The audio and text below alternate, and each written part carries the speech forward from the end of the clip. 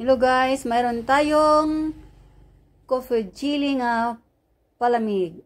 Ang ating panglibre sa ating customer ngayon. Pag bumili ka ng siomai, mayroon ka ng libreng palamig na coffee jelly. At ito ang ginagawa ko sa paggawa ng coffee jelly.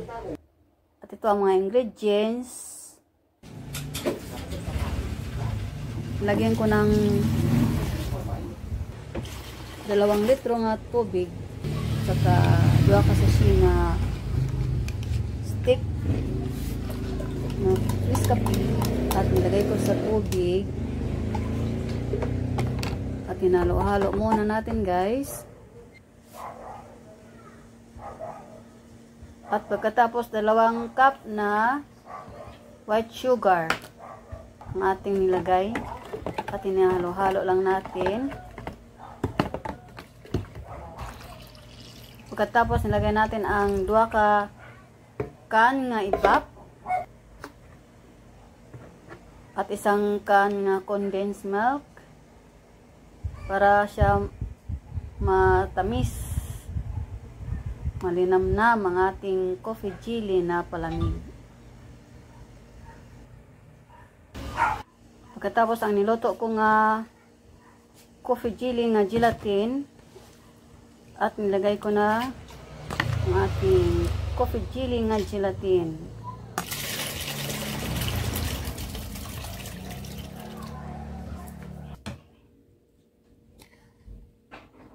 At isunod natin ang yelo para lalong malamig at ma-serve natin kaagad.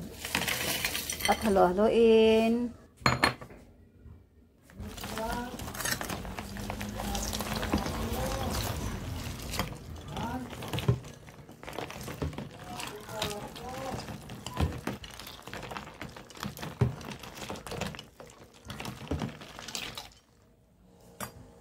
At ito na ang ating coffee jelly nga palamig.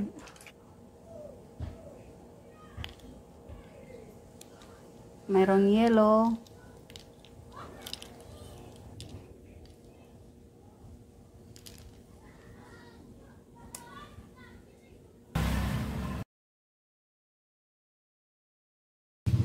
Luto na rin ang ating 2 layer na siomai.